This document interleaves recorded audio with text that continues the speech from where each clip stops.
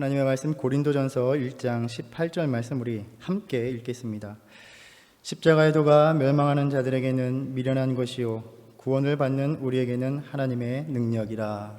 아멘. 오늘날 우리가 살아가는 시대 역시 성경의 시대와는 아주 먼 후대에 살고 있지만 우리가 사람으로서 사회를 이루고 살아가는 면면들은 크게 다르지 않아 보입니다. 오늘날에도 우리가 살아가는 이 시대 속에서 이 미국에서 대통령이 누가 될 것인가 하는 것은 초미의 관심사입니다. 그래서 선거철만 되면 각자 정치적인 입장에 따라서 그 다음 대통령은 누가 되어야 한다라고 주장하거나 그러한 바램들을 강하게 나타내 보이곤 합니다. 그리고 그렇게 누군가 새로운 대통령으로 당선이 되면 그를 지지했던 이들은 아주 큰 환호를 보냅니다. 아마도 그가 대통령이 되어서 펼치겠다고 했던 공약들, 정책들이 제대로 이행되기만 한다면 자신들의 바라던 삶이 조금은 이루어지지 않을까 하는 기대가 있기 때문일 것입니다. 마찬가지로 미국의 대통령이 누가 되느냐 하는 것은 전 세계의 관심사이기도 합니다. 그가 갖고 있는 국제 관계에 대한 이해와 입장에 따라서 각국의 정치와 경제적인 여건이 매우 크게 달라지기 때문입니다. 그래서 다른 나라의 일이지만 미국과 긴밀한 관계에 있는 국가들의 기업이나 국민들도 미국의 대통령이 누가 될 것인가에 대해서 초미의 관심사를 두고 신경을 곤두세우고 바라보곤 합니다. 이러한 현상은 성경의 배경이 되는 고대 로마 세계에서도 마찬가지였습니다. 그 당시에 최고의 강대국이었던 로마의 황제가 누가 되느냐는 로마의 지배 아래 사는 사람들의 누구나의 관심사였습니다. 로마의 권력자들은 이 황제의 자리를 두고 다투고 있었고 이러한 소용돌이 속에서 정치적인 폭력은 세상에 큰 혼란을 가져왔습니다. 우리가 잘 아는 역사처럼 율리우스 카이사르가 암살을 당하고 이후에는 그를 죽인 자들과 그리고 그의 죽음에 대해 복수를 하고자 했던 이들 간의 대결이 펼쳐집니다. 결국에는 카이사르의 친구였던 야전을 누비던 안토니우스와 또 카이사르의 양자이자 그의 젊은 상속자였던 옥타비아누스가 절대 권력의 자리를 두고 서로 경쟁자가 됩니다. 그리고 그리스 악티움에서 결정적인 전투가 벌어졌고 안토니우스는 유명한 왕비 클레오파트라를 따라서 이집트로 도망을 가고 결국 거기에서 자살을 하면서 생을 마감하게 됩니다. 이 둘의 내전이 벌어지는 13년 동안에 로마에 거주하고 또 로마의 지배 아래 놓였던 사람들의 삶은 참으로 끔찍했습니다. 전투가 비록 자신들이 살고 있던 지역에는 벌어지지 않고 있지만 이 둘이 벌이고 있는 전투의 양상에 따라서 도시 안에는 온갖 루머가 횡행하고 있었고 그 결과에 따라서 전개될 권력 구도의 촉각을 곤두세우며 또 다른 어떤 새로운 소식이 들려올지를 기다리고 고대하였습니다. 옥타비아누스를 지지하고 그와 정치적 입장을 같이 했던 사람들에게는 옥타비아누스의 승리를 고대했을 것이고 만일 그러한 소식이 전해진다면 더할 나위 없이 기쁜 소식, 좋은 소식이 되었을 것입니다. 그러나 그 반대편에 있었던 안토니우스를 지지하는 이들에게는 그러한 소식은 말할 수 없는 절망적인 소식이 되었을 것입니다. 이러한 역사적 흐름 속에서 마침내 로마의 소식이 선포됩니다. 좋은 소식입니다. 옥타비아누스가 대승을 거두었습니다. 이제 그가 이 로마의 새로운 통치자가 되었습니다. 어찌되었든 이제 전쟁과 내전이 끝났고 평화로운 시대에 서막이 올랐습니다. 그래서 이 좋은 소식이라는 말은 옥타비아누스가 세상의 평화와 정의와 번영을 가져왔음을 공표하는 일반적인 슬로건이 되었습니다. 좋은 소식, 우리가 너무나 잘 알고 있는 단어입니다. 바로 복음입니다. 이렇게 복음이라는 말은 그 당시 상황 속에서 황제가 탄생하거나 즉위할 때에 또한 전쟁에서 승리를 가져왔을 때 세상에 널리 알리는 소식을 가리키는 고정된 표현이었습니다. 이러한 배경에서 볼 때 좋은 소식이라는 것은 그 당시의 사람들에게 정치적으로 아주 현실적인 것이었습니다. 물론 어두운 면도 있지만 황제의 통치가 길어지면 길어질수록 이들은 내전과 같은 사회적인 혼란이 아니라 안정적인 사회를 기대하며 살아갈 수 있습니다. 그렇게 안정적인 통치를 약속하는 황제가 등장하고 그가 전쟁에서 승리하였을 때는 불안한 삶 속에 살고 있던 이들에게는 그것은 구원의 소식과 같은 것이었습니다. 그래서 복음이라는 말은 처음부터 이렇게 구원과 연관이 되어 있었습니다. 그리고 주보를 보신 분들은 아시겠지만 오늘 설교의 주제가 복음입니다. 복음의 이야기를 해보려고 합니다. 수십 년 신앙생활을 하면서 우리는 복음, 즉 좋은 소식을 받아들였고 복음을 간직하며 살아왔습니다. 그래서 복음을 이야기해보자 라고 한다면 이미 평생을 걷고 뛰었던 사람들에게 걸음마에 대해서 얘기해보자, 또는 평생을 영어권에서 그 언어를 말하고 쓰면서 사용한 이들에게 알파벳에 대해서 이야기해보자 라는 말처럼 들릴지도 모르겠습니다. 그럼에도 오늘날 우리가 보내고 있는 이 상황이 참으로 많은 변화를 가져왔고 우리의 신앙을 다시 한번 돌아보는 계기가 되었습니다. 교회에서 모이는 것이 어려워졌고 이 모임을 통해서 공동체에서 행하던 다양한 사역을 펼치는 것이 어려워졌습니다. 이 변화 속에서 우리는 여러 가지 성찰의 질문들을 던져보게 됩니다. 우리가 지난 수요 예배들을 통해서 나누었듯이 과연 교회란 무엇인가? 교회는 어떻게 해야 되는가를 비롯하여 이러한 상황 속에서 예배란 무엇이고 진정한 예배의 삶을 사는 것은 무엇인가? 그리고 우리는 어떠한 사역을 계속해 나가야 하는가? 이러한 질문들을 계속 던져볼 수 있습니다. 그리고 그 질문들을 따라가 보면서 오늘날의 교회는 정말 우리는 지금껏 올바른 신앙생활을 해왔다고 볼 수 있는 것인가를 돌아보면서 가장 기본적이고 근본적인 질문으로 돌아가 보면 바로 우리의 신앙의 핵심인 복음에 관한 것이 될 것입니다. 그래서 수요 예배를 준비하면서 이 복음의 의미를 한번 짚어보는 것이 좋겠다라는 생각을 하였습니다. 오늘 이 말씀을 전하는 설교자로서의 저의 고민은 복음이 무엇인가, 즉 복음에 담긴 내용이 무엇인가가 아닙니다. 복음 하면 예수 그리스도가 이 땅에 오셔서 나의 죄를 위하여 십자가를 지사 구원하여 주신 것이란 것쯤은 교회에 발을 들여놓은 사람이라면 누구나 아는 내용입니다. 그래서 사실 질문은 복음 자체보다는 복음을 듣는, 복음을 간직하며 살아가고 있는 우리 자신들에 관한 것입니다. 오늘 이 자리에 계신 성도님들, 또 그리고 이후에 영상을 통해서 이 말씀을 나누는 우리 성도님들은 복음을 들으셨습니까? 복음을 간직하고 계십니까? 너무나 뻔한 질문을 드렸습니다. 제가 좀 더 도발적인 질문을 해보면 복음을 알고 있음에도, 즉 우리는 좋은 소식을 들었는데도 왜 우리는 이렇게 살아가고 있는 것인가? 혹 우리의 신앙생활을 하면서 좋은 소식이 없는 이들처럼 살아가고 있지는 않느냐 하는 것입니다. 사실 이것은 정말 나는 이 복음을 간직하며 살아가고 있는 모습인가? 라고 저 자신에게 던지는 질문이기도 합니다. 기독교 방송에서 제작한 세 분의 목사님을 초대하여서 참된 복음이란 무엇인가에 대한 주제로 짤막한 말씀을 나누고 질문을 하는 영상을 보았습니다. 한 목사님이 자신이 전에 들었던 말을 인용하면서 복음이란 순금과 같은 것이다. 그러니까 순금이 어느 시대에서든 어느 사회에서든 순금이었던 것처럼 복음은 어느 세대에서도 어느 사회에서도 복음이어야 한다라고 말하는 것을 들었습니다. 일면 공감이 가는 말씀이었습니다. 이러한 관점에서 보면 1세기의 제자들, 사도 바울과 초대교회가 듣고 전했던 복음이 우리가 지금 듣고 있는 복음과 같은 것이어야만 합니다.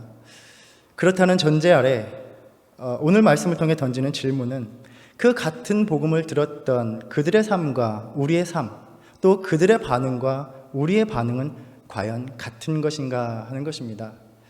사실 오늘 말씀을 전하면서 저의 개인적인 바람과 의도는 어떤 명확한 가르침이나 교훈이 전달되는 것이기보다는 다음과 같은 질문들을 통해서 우리 각자가 자신의 신앙에 대해서 진지하게 고민해 보는 것입니다. 복음은 좋은 소식인데 지금 나의 삶의 현실, 나의 삶의 자리에서 복음이 진정 좋은 소식인가? 혹 더 이상 그것은 좋은 소식이 되지 않은 것은 아닌가? 그래서 복음, 복된 소식에서 이 복된 이 부분이 빠져나가 버리고 남은 것은 그저 하나의 공허한 소리에 불과한 것이 되어버리진 않았는가? 사도 바울과 초대교회 교인들은 이 복음, 이 좋은 소식을 전하기 위해서 자신의 일생을 바치고 자신의 목숨을 바쳤는데 왜 우리는 지금 이 복음을 전해야만 한다는 그러한 생각들을 점점 접어가고 있는 모습으로 살아가고 있는가? 과연 복음의 의미가 바뀐 것인가? 아니면 복음에 대한 우리의 입장이 바뀐 것인가? 혹 우리는 1세기의 성도들이 받아들였던 그 복음과는 아주 다른 의미로 복음을 이해하고 있는 것은 아닌가? 정말 그렇다면 과연 어디에서부터 이 복음의 의미가 아주 미묘하게 변질되어 가고 있었던 것인가 하는 질문들입니다. 이러한 부분들에 대한 여러 논의가 저명한 신학자인 톰 라이트가 저술한 이것이 복음이다라는 제목으로 번역된 책 안에 담겨 있고 오늘 설교에서도 많은 부분을 참조하고 있습니다. 아마 초대교회 교인들이 복음을 간직하는 삶의 모습과 우리의 그것이 다르다고 한다면 아마도 그것은 그 미묘한 차이는 좋은 소식이 무엇인가에 대한 개념의 차이에서 시작되었을 것이라 생각합니다. 앞에서 좋은 소식이 무엇인가에 대해서 그 당시 그 로마 배경에서 살펴보았습니다. 그 권력의 암투에서 옥타비아누스가 승리를 거두었다는 소식은 이제 로마에 있는 사람들에게 이제부터 로마에 어떠한 일이 일어날 것인가를 기대하게 하는 의미인 것입니다. 그를 지지했던 사람들은 후한 상을 받을 것입니다. 이제 더 이상 로마 내에서는 내전이 없을 것입니다. 사람들은 이제 로마에서 펼쳐질 자신들의 삶에 대한 기대로 가득하게 됩니다. 또 미국의 대통령 선거도 마찬가지입니다. 새 대통령이 공약을 펼칠 것에 대한 기대, 자신들의 삶이 달라질 것에 대한 기대로 가득하게 됩니다.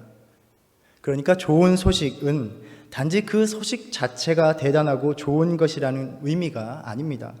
그 소식으로 인해서 앞으로 다가올 좋은 일 때문에 그것이 바로 복음, 좋은 소식이 되는 것입니다. 톰 라이트의 말대로 좋은 소식을 들은 이들은 이제 막 일어난 일과 그 일에 대한 소식과 그로 인해서 앞으로 일어날 일에 대한 기대 사이에서 살아가게 되는 것입니다. 새로운 삶에 대한 기대, 그래서 새로운 기다림을 만들어내는 것이 바로 이것이 소식의 기능입니다.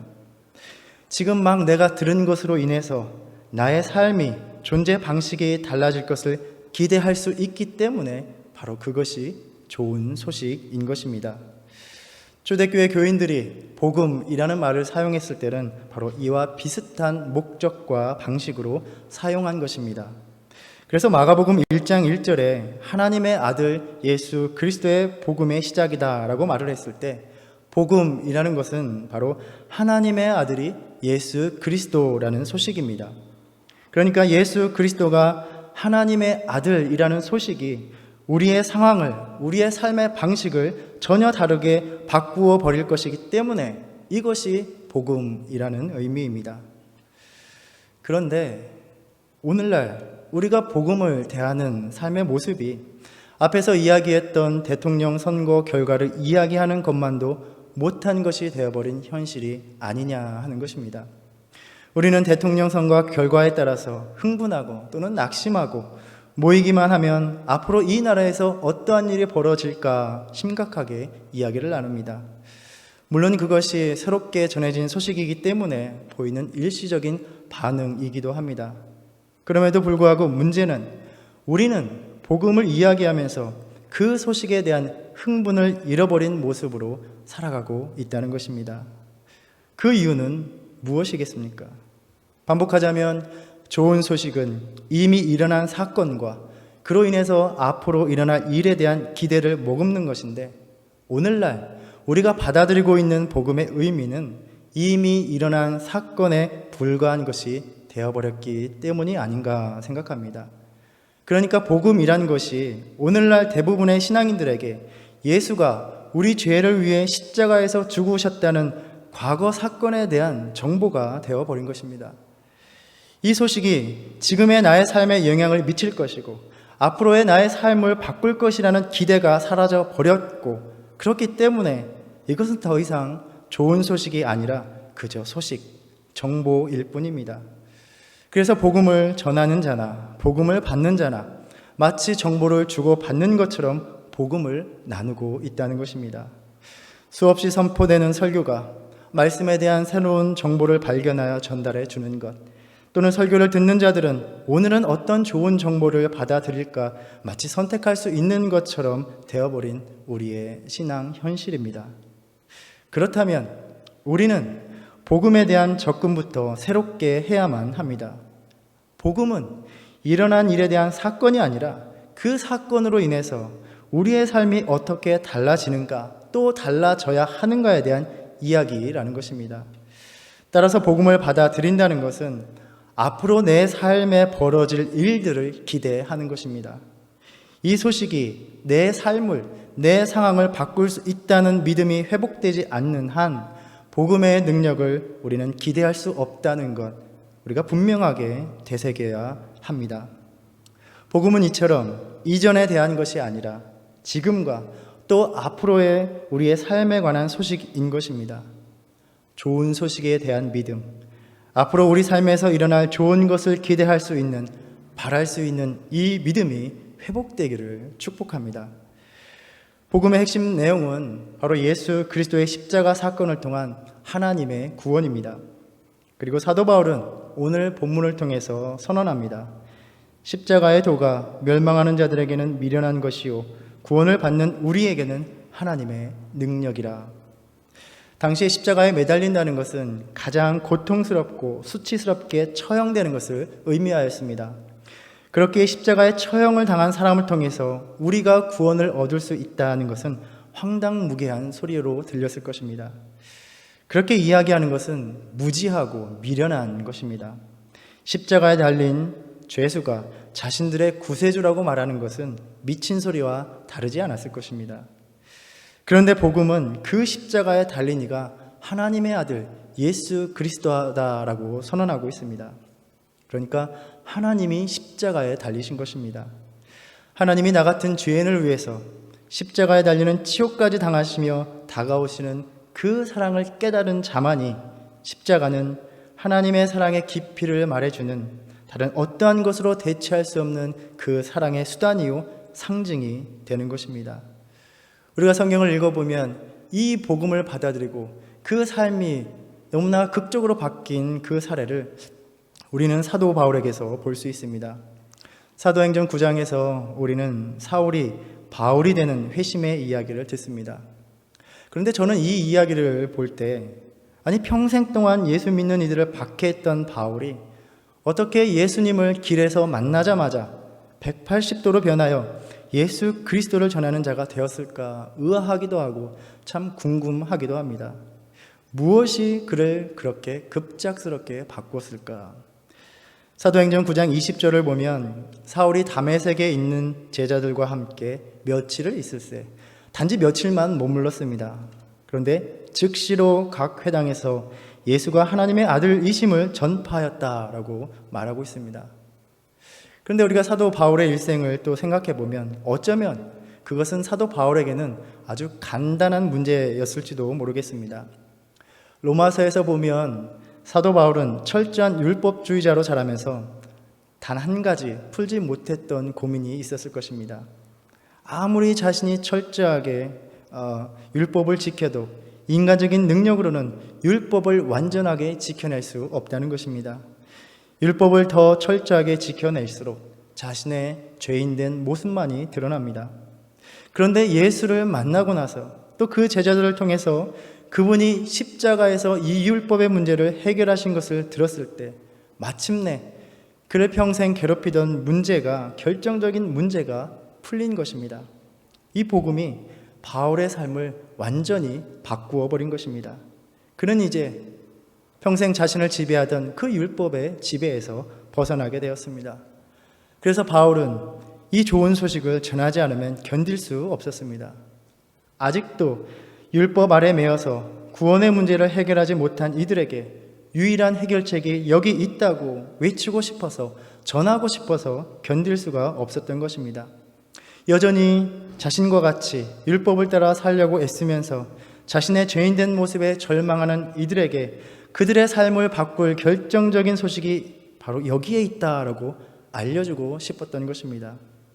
그리고 이 소식은 과거가 아니라 바로 지금 율법 아래 살아가고 있는 이들의 지금과 앞으로의 삶을 바꿀 수 있는 좋은 소식이었습니다. 그러니까 바울이 이것이 좋은 소식이다라고 전했을 때는 세상의 구원의 문제를 해결할 방법 중에 예수를 믿어보는 방법도 있습니다. 참 괜찮은 방법인데 한번 당신도 믿어보십시오 라는 식으로 그들에게 옵션을 준 것이 아닙니다. 앞서 로마의 황제가 등극했을 때, 자, 우리에게 이런 황제가 나타났다고 합니다. 당신이 좋게 여긴다면 황제가 명하는 대로 그에 순종하여 세금을 내며 살아갈 수 있습니다. 이러한 식이 아니었습니다. 마찬가지로 이번에 미국 대통령이 새롭게 당선되었답니다. 당신이 원하면 당신은 그를 대통령으로 받아들일 수 있고 그의 펼치는 정책을 따를 수 있습니다. 이러한 식이 아닌 것입니다. 황제의 명을 따라 충성하고 헌신하거나 끝까지 반대편에 서서 저항하는 일이 있을 뿐입니다. 그리고 우리가 잘 아는 대로 사도 바울과 초대교회 교인들이 복음을 전하던 그들의 상황 속에서 이 복음의 메시지는 너무나 큰 도전적인 메시지였습니다. 그것은 바로 지금 이 로마의 평화로운 번영을 가져온 절대 권력의 황제가 아니라 십자가에서 죄수로 죽은 예수 그리스도가 우리의 삶을 바꿀 수 있는 존재라는 것입니다. 평화를 가져온 그러한 황제가 신으로 숭배받는 사회에서 오직 하나님, 우리를 구원할 자는 예수 그리스도뿐이라는 것을 선포한 것입니다. 좋은 소식이 있습니다. 우리에게 새로운 통치자가 생겼습니다. 그는 우리의 주인입니다. 바로 하나님의 아들입니다. 그는 십자가에 달린 예수 그리스도입니다. 아주 당연하게도 이 복음을 전하는 바울이 마주해야 했을 상황을 쉽게 예상할 수 있습니다. 전혀 다른 양극단의 반응입니다. 그를 미친 자로 취급하거나 반역자로 취급하거나 아니면 놀랍게도 이 새로운 통치자를 자신들의 구세주로 받아들이는 것입니다. 이 좋은 소식을 거부하는 것은 바울의 동족이었던 유대인들에게도 나타났습니다. 오늘 같은 본문 1장 23절에 우리는 십자가에 못 박힌 그리스도를 전하니 유대인에게는 거리끼는 것이요 이방인에게는 미련한 것이로되 라고 말합니다. 그러나 놀랍게 이 복음을 받아들이는 자들, 24절에서 오직 부르심을 받은 자들에게는 유대인이나 헬라인이나 그리스도는 하나님의 능력이요 하나님의 지혜니라 라고 말합니다. 복음서에서 예수님의 사역을 통해서 또 사도행전에서 사도들의 선교 사역을 통해서 이 복음을 받아들이는 이들의 삶 속에서 어떠한 하나님의 능력이 나타났는지를 우리는 볼 수 있습니다. 물론 우리가 이러한 것들을 자세히 살펴보아야 하겠지만 이 좋은 소식을 자신들이 살아가고 있었던 그 사회의 가치관의 기준에 맞출 때는 너무나 어리석고 미련하고 부끄러운 것일 뿐이었지만 그러나 그 소식을 받아들이고 그 소식에 빠져 들어가서 세상을 다시 바라볼 때 그곳에서 하나님이 일하고 계셨고 하나님이 통치하고 계셨고 하나님이 그 세상을 구원하고 계신 그 능력을 맛볼 수 있었다는 것입니다. 그러니까 이 소식은 당시에도 그랬듯이 오늘날 일부 복음의 그 의미를 상실한 신앙인들이 여기는 것처럼 어떤 지난날에 대한 정보가 아니라 바로 그것을 믿는 사람들의 지금의 삶의 실제가 되어버린 것입니다. 사실 복음이 말하는 내용이 무엇인가, 우리는 과연 그것을 제대로 이해하고 있는가를 살펴보기 위해서는 다루어야 할 내용들이 참 많이 있습니다. 그러나 오늘은 한 가지 질문을 던져보고 살펴보고자 합니다. 초대교회에 전해진 그 복음이 과연 지금 나의 삶 속에서도 여전히 좋은 소식인가, 좋은 소식이라고 할 수 있는가 하는 것입니다.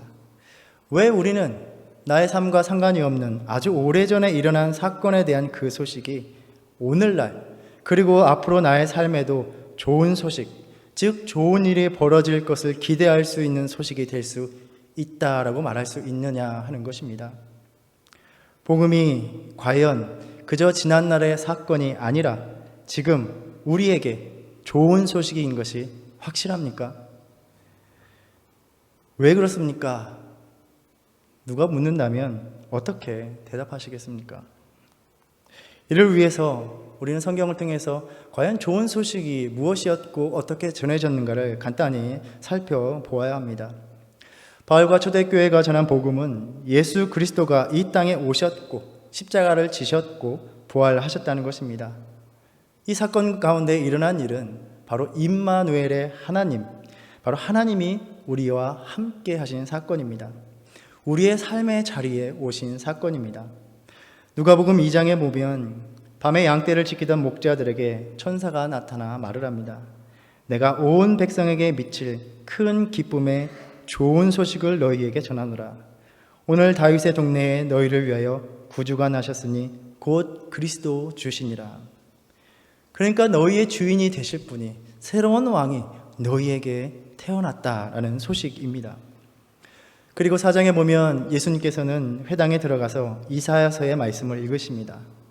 주의 성령이 내게 임하셨으니 이는 가난한 자에게 복음을 전하게 하시려고 내게 기름을 부으시고 나를 보내사 포로된 자에게 자유를, 눈먼 자에게 다시 보게 함을 전파하며 눌린 자를 자유롭게 하고 주의 은혜의 해를 전파하게 하려 하심이라. 그리고 이 글을 읽으시고 거기 있는 자들에게 이 글이 오늘 너희 귀에 응하였느니라 라고 말씀하셨습니다. 그러니까 예수님께서 내가 좋은 소식이다 라고 말씀하신 것입니다. 1세기의 유대인들은 우리가 잘 알다시피 하나님께서 보내주실 메시아, 새로운 왕이 자신들을 구원해 줄 것이라고 믿었고 기대했습니다. 그리고 예수님께서 오셔서는 바로 내가 그 왕이다 라고 말씀하셨습니다.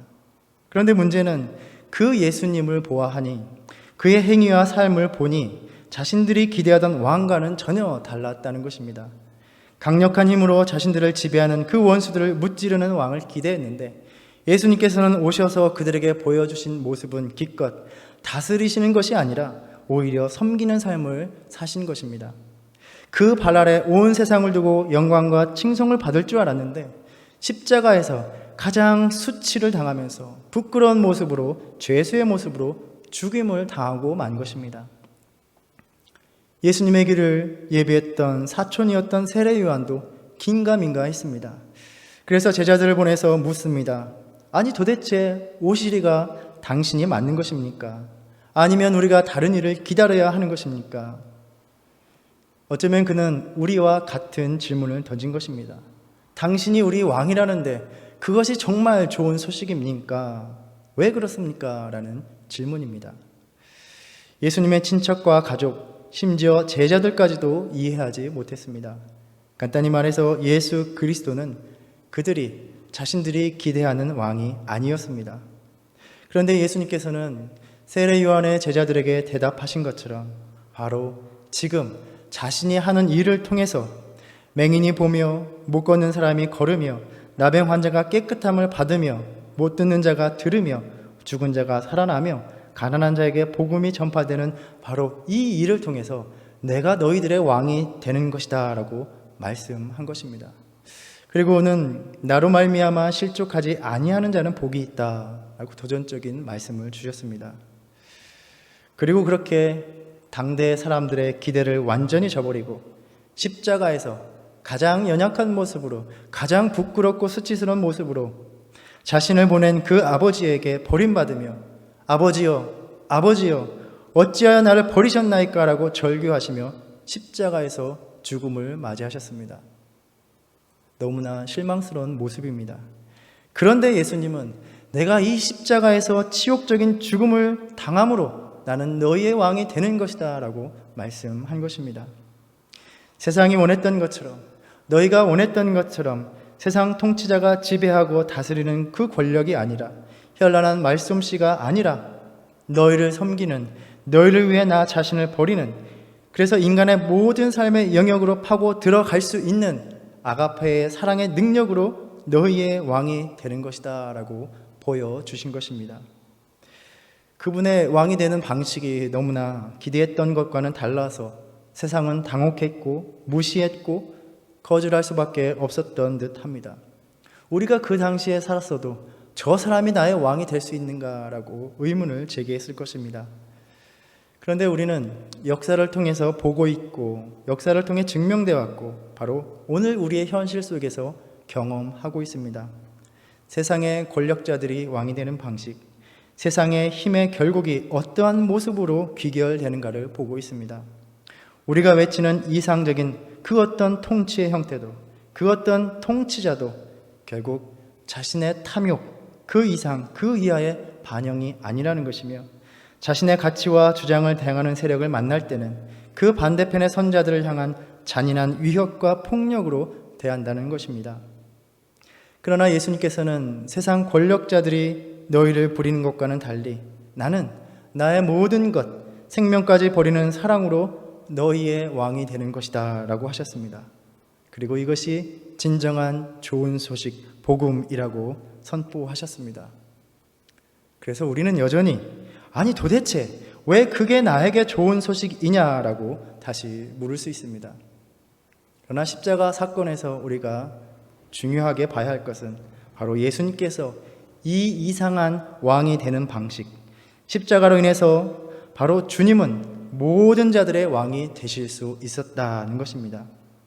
세상 방식을 따를 때는 어떤 특정한 통치를 바라고 원하는 이들에게만 어떠한 특정한 상황과 위치에 있는 자들이 추대하는 왕만이 될 수 있었습니다. 어떤 개별적인 대상들의 왕이 되는 것입니다. 그러나 자신의 모든 것을 버리고 십자가에 달리심으로 모든 사람을 위해서 죽으심으로 예수님은 모든 사람들의 왕이 되시기로 한 것입니다. 세상에 강하고 부유한 사람뿐만이 아니라 가난한 사람, 병든 사람, 연약한 사람, 소외된 사람, 고통당하는 사람, 슬픈 사람, 억눌린 사람, 그 모든 사람들에게 다가갈 수 있는 유일한 방법이 사랑이었기 때문입니다. 이 세상의 모든 죄를 품을 수 있는 방법이 그 어떤 연약한 사람 앞에서도 자신을 주장하지 않고 그를 위해서 자신을 내어주는 사랑이었기 때문입니다. 주님께서 십자가를 우리의 왕이 되시는 방법으로 택한 이유는 우리의 그 모든 죄된 상황, 그 어떠한 삶의 자리에도 바로 우리에게 찾아오시기 위함이었던 것입니다. 그래서 주님은 말씀하셨습니다. 수고하고 무거운 짐진 자들아, 다 내게로 오라. 어느 한 사람 빠지지 말고 다 내게 오라 말씀하셨습니다. 누구든지, 그 어느 누구든지 주의 이름을 부르는 자는 구원을 얻으리라 라고 말씀하실 수 있었던 것입니다. 우리가 한 가지 짚고 넘어가야 할 것은 물론 이 십자가의 죽음만으로는 좋은 소식이 되지 않는다는 것입니다. 예수님뿐만이 아니라 수없는 사람들이 십자가에서 죽임을 당했습니다. 그러나 그들이 결코 세상을 구원하는 왕이 되지는 못했습니다. 예수 그리스도가 우리 죄를 위해서 십자가에서 죽임을 당하셨습니다 라는 것이 좋은 소식이 되는 이유는 바로 그가 죽음에서 부활하셨기 때문입니다. 이 부활은 육체적인 것을 포함하여 우리의 전혀 새로운 존재와 삶의 방식으로 우리를 인도하는 통로입니다. 그래서 예수 그리스도의 죽음과 부활이 좋은 소식이 되는 것은 바로 이제 앞으로 우리에게 다가올 우리의 새로운 삶의 방식에 관한 것을 전해주기 때문입니다. 톰 라이트의 표현을 빌어 예수님을 따르던 이들의 복음을 요약해보면 유일하고 참되신 하나님이 예수님 안에서 그분을 통해 그리고 예수님의 죽음과 부활 안에서 그것을 통해 이제 세상의 주도권을 쥐고 계신다는 것입니다. 그러니까 십자가의 죽음과 부활을 통해서 예수님이 우리의 왕이 되신다는 것이 바로 우리에게 좋은 소식인 것입니다. 물론 이것은 우리가 이미 잘 알고 있는 복음의 내용입니다. 그래서 어쨌다는 것입니까? 그래서 이 복음이 왜 여전히 오늘날 지금 나에게 우리에게 좋은 소식이냐 그것을 말해달라고 묻는 이들도 있을 것입니다. 새로운 왕이 나타났다는 것은 무엇을 의미합니까? 통치권이 바뀌었다는 것을 말하는 것입니다. 새로운 왕이 누군가를 자신의 통치 아래 두기 위해서 가장 먼저 하는 일이 무엇입니까? 우리는 이것을 출애굽의 이야기에서 볼 수 있습니다. 하나님께서 이스라엘 백성의 하나님, 그들의 새로운 왕이 되시기 위해서 하신 가장 먼저 하신 일은 무엇입니까? 그 이전까지 이스라엘 백성들을 지배하고 있던 세력, 바로에게서 바로 그들을 벗어나게 하신 것입니다. 그들을 붙잡고 억누르고 있는 세력들을 물리치신 것입니다. 새로운 왕이 가장 먼저 하는 일은 바로 지금까지 그들을 지배하고 있던 세력에 대해서 승리를 쟁취하는 것이며, 바로 이 승리가 구원을 가져오는 것입니다. 십자가의 구원과 부활이 여전히 우리에게 좋은 소식인 것은 바로 그 일어난 사건으로 말미암아 오늘 우리에게 하나님이 나의 왕이 되시는 일이 여전히 일어나고 있고, 우리는 그것을 우리의 모든 삶의 현실에서 기대할 수 있다는 것입니다. 이것은 무엇을 말합니까? 하나님이 나의 왕이 되신다. 이것은 어떤 개념적인 이야기가 아니고 정치적인 영역을 이야기하는 것이 아닙니다. 성경은 이 좋은 소식을 접한 이들에게 일어난 새로운 통치의 변화를 이야기해주고 있습니다. 요한복음 5장에 베데스다 연못가에 38년 된 병자에게 새 왕이 되실 예수님이 찾아오셨고, 그는 그 새 왕의 명령을 듣고 자리를 들고 일어났습니다. 그 질병이 그 병자의 인생을 붙잡고 놓아주지 않고 지배하고 있었는데, 하나님의 아들 예수 그리스도가 찾아오셔서 그 지배 세력을 물리치시고 자신이 펼치시는 그 새로운 치유의 통치의 영역으로 들어가게 해주신 것입니다. 소경 바디메오가 새로운 왕 예수 그리스도를 만났습니다. 자신의 인생을 억누르고 죄고 있는 그 어두움을 물리쳐 주시고 그분의 빛의 통치 아래 두사 새 왕이 되어 주셨습니다. 그리고 사도행전의 이야기는 이 새로운 왕에 대한 복음을 전하는 이야기입니다. 사도들이 이 새로운 왕에 대한 복음을 전파합니다. 성전 미문에서 나면서부터 걷지 못하던 자에게 복음이 전해졌습니다. 십자가로 인해서 이제 너의 통치자는 예수 그리스도라는 좋은 소식이 전해졌습니다. 자신을 평생 지배하던 주저앉음이라는 질병과 그 시달림에서 나사렛 예수라는 새 왕이 그 능력으로 그를 벗어나게 했고, 새로운 왕의 승리로 인해서 그는 걷기도 하고 뛰기도 하며 몸에 불구가 있는 사람이 결코 들어갈 수 없었던 거룩한 영역 성전으로 들어갈 수 있게 된 것입니다. 십자가에서 죽으시고 부활하신 예수 그리스도가 새로운 왕이 되어 주시니 세상에 그 어떤 통치자도 가져다 줄 수 없었던 놀라운 구원이 그 모든 인생들에게서 그 삶에서 일어나게 된 것입니다. 그 주님이 부활하심으로써 우리 인생들의 생명을 위협하는 가장 큰 두려움의 세력인 죽음, 우리를 지배하고 있는 죽음의 세력에서조차 승리하시고 건져내시고 우리의 왕이 되어 주신 것입니다. 이것이 너희에게 복된 소식, 좋은 소식, 복음이라고 우리에게 말씀해 주십니다. 주님께서 이 자리에 오셔서 말씀하십니다. 주의 성령이 내게 임하셨으니 이는 가난한 자에게 복음을 전하게 하시려고 내게 기름을 부으시고 나를 보내사 포로된 자에게 자유를, 눈먼 자에게 다시 보게 함을 전파하며 눌린 자를 자유롭게 하고 주의 은혜의 해를 전파하게 하려 하심이라. 이 글이 이 순간 오늘 너희 귀에 응하였느니라. 너의 인생을 옥죄고 지배하는 것이 무엇이든, 그것이 가난과 궁핍이든 어떤 얽매임이든 지독한 고통의 질병이든 특별히 죄로 인해 처해진 그 어떤 처참한 비참한 삶의 현실일지라도 그 지배에서 벗어나게 하기 위해 너를 위해서 나의 모든 것을 버리는 내 사랑의 통치 영역으로 너희를 거두어 드릴 것이다. 너희의 왕이 되기 위해서 먼저 너희를 지배하는 그 세력들에 대해서 나는 승리를 선포할 것이다. 바로 이것이 지금도 너희의 삶에서 일어나고 있는 일이다. 너희는 지금도 그리고 언제든지 앞으로도 이것을 바라고 소망할 수 있다. 이 좋은 소식이 우리에게 선포된 것입니다. 혹 우리는 복음을 십자가의 죽음과 부활이라는 이미 일어난 사건에 대한 기억, 그리고 우리가 말하는 믿음이라는 것을 그저 그것이 실제적인 역사적인 사건으로 일어났다고 인정하는 일로 치부하며 살아오지는 않았습니까? 인생이 겪을 만한 가장 고통스럽고 치욕적인 십자가로 나아가신 그 이유는 그 어떠한 인생의 삶일지라도 그분의 통치 영역 안에 들어오게 하시려는, 바로 내 삶을 한 마리의 이른 양이 되지 않게 하시기 위한, 구원을 베푸시기 위한, 승리를 선포하시기 위한 하나님의 처절한 몸부림이었던 것입니다. 복음은 이미 일어난 그 일로 인해서 오늘 지금의 나의 삶에 예수 그리스도가 왕이 되어 주시는 일이, 지금도 내 삶을 지배하고 있는 모든 세력들을 물리치시고 승리를 선포하시는 일이, 그래서 구원을 베푸신다는 그 소식이 전해지는 것입니다. 그분의 통치 아래 영원히 살아갈 궁극적인 우리의 삶을 바라보게 하는 그러한 소식인 것입니다.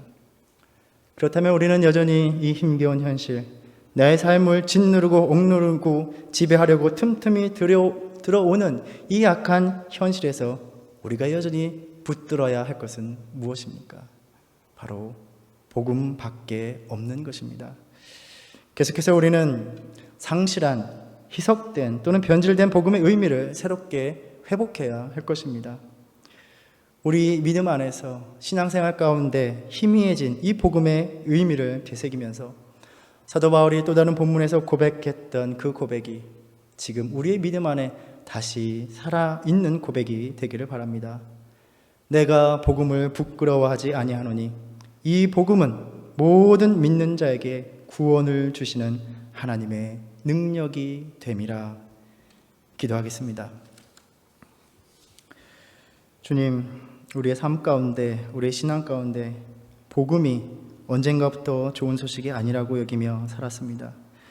복음은 그저 지금의 내 삶과 또 다가올 삶과는 무관한 오래전 주님의 십자가 사건으로만 생각하는 믿음이 되어버렸습니다. 복음이 여전히 우리 삶의 좋은 소식임을 깨닫게 하사 지금의 나의 삶 속에서도 주님이 여전히 우리의 왕이 되어주시기 위해서 펼치시는 승리, 그 구원을 기대하는 믿음이 되게 하여 주시옵소서. 오직 복음에 우리의 소망이 있음을 고백합니다. 세상의 헛된 신들을 버리고 다시 복음만을 붙드는 그 신앙으로 돌아오는 이 공동체가 되게 하여 주시옵소서. 예수님의 이름으로 기도드립니다. 아멘. 하늘에 계신 우리 아버지여, 이름이 거룩히 여김을 받으시오며 나라의 임하옵시며 뜻이 하늘에서 이룬 것 같이 땅에서도 이루어지이다. 오늘날 우리에게 일용할 양식을 주옵시고 우리가 우리에게 죄 지은 자를 사하여 준 것 같이 우리의 죄를 사하여 주옵시고 우리를 시험에 들게 하지 마옵시고 다만 악에서 구하옵소서. 나라와 권세와 영광이 아버지께 영원히 있사옵나이다. 아멘.